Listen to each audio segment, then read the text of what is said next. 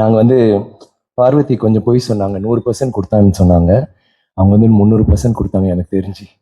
So it is not இந்த படம் நீங்கள் ஒவ்வொரு ஃப்ரேமும் பார்க்குற போது உங்களுக்கு தெரியும். இதில் வந்து நாங்கள் மட்டும் இல்லை, ஃப்ரேமில் தெரியறவங்க மட்டும் இல்லை, அவங்களுக்கு பின்னாடி அத்தனை பேர், ப்ரொடியூசர் ஞானவேல் சார்லேருந்து ஆரம்பித்து கடைசி லைட் பாய் வரைக்கும் அங்கே இருக்கிற ஆர்ட் டைரக்ஷன்லேருந்து எல்லாருமே வந்து எனக்கு தெரிஞ்சு இந்த படத்துக்காக பயங்கரமாக போராடணும்.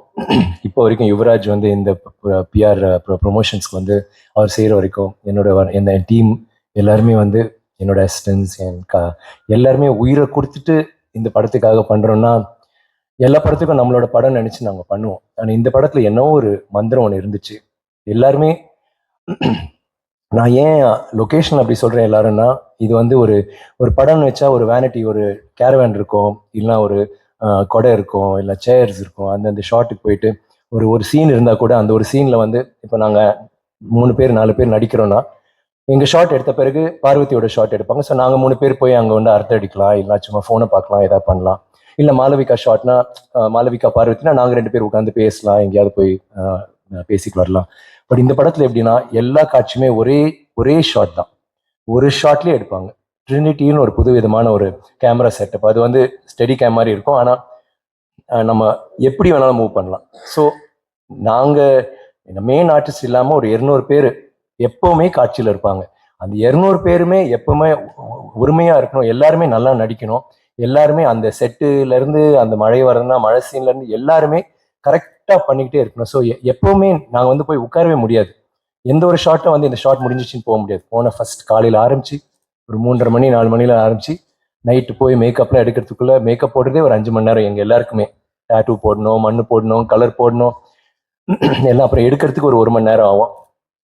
1.5 மணி நேரம் ஆச்சு. அப்புறம் எங்கள்கிட்ட ஒரு விஞ்ஞானி இருக்காங்க, பார்வதின்றவங்க. அவங்க வந்து இல்லைங்க, இந்த சீக்காய் போடுற மாதிரி, கிளியோபாட்ரா குடிக்கிற மாதிரி நீங்கள் வந்து மைதா மாவு எடுத்து எண்ணெய் போட்டு நல்லா தடவிட்டு அதுக்கப்புறம் தேய்ச்சா அது அப்படியே சோப் மாதிரி ஆகிட்டு போயிடும். அதுக்கு சோப்பு கூட போனேன், என்ன சொல்லுதுன்னு ட்ரை பண்ணால் உடனே போயிடுச்சு.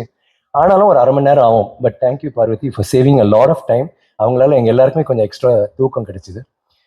பட் இந்த ஃபுல் டீம் வந்து இந்த விஷயங்கள்லாம் இல்லாமல் ஒரு படமாக பார்க்கும்போது நாங்கள் இறங்கி ஃபைட் மாஸ்டராக இருக்கட்டும், இல்லைன்னா டான்ஸ் மாஸ்டராக இருக்கட்டும், அங்கே கேமராமேன் டிஓபியாக இருக்கட்டும், எல்லாருமே நாங்கள் என்னவோ ஒன்று கிரியேட் பண்ணுறோம், ஏதோ ஒரு உலகத்துக்குள்ளே போயிட்டோம்.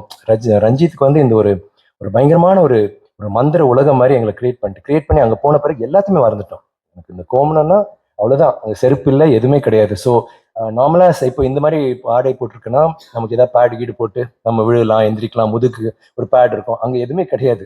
ஸோ அங்கே எல்லாமே பாறை தான். நம்ம நினைக்கிற மாதிரி இப்போ கோவை மாதிரி நல்லா செழிப்பா அப்படிலாம் கிடையாது. அங்கே வந்து பொள்ளாச்சிலாம் நீங்கள் பார்த்தீங்கன்னா அவ்வளோ இதாக இருக்கும். நம்ம ஊர் எங்கே போனாலும் பச்சை பச்சை.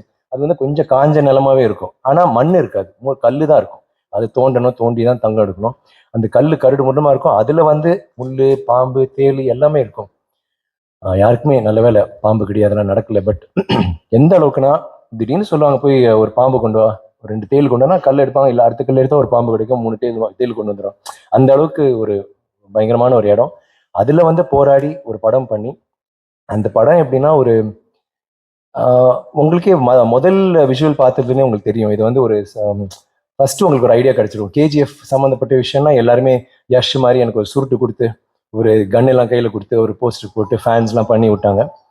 Hello, wrong number.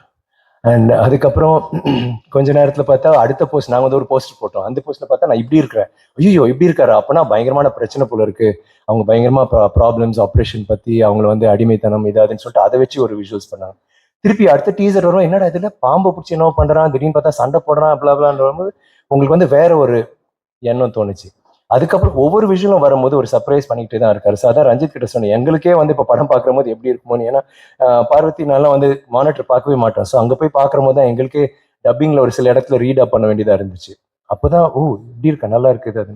ஸோ எனக்கு என்னவோ உங்களுக்கு எல்லாருமே படம் பார்க்குற போது நீங்கள் நிறையா இப்போ இந்த ட்ரெய்லரு, டீசர், பாட்டு பார்க்குற போது ஓகே இப்படிதான் இருக்கும் படம் அப்படின்னு நினச்சிட்டு இருப்பீங்க. ஆனால் கண்டிப்பாக அதை மீறி பயங்கரமாக உங்களோட எல்லா ஒரு எண்ணங்களையும் நோக்கங்களையும் அது வந்து பூர்த்தி செய்ய நான் நினைக்கிறேன். ஏன்னா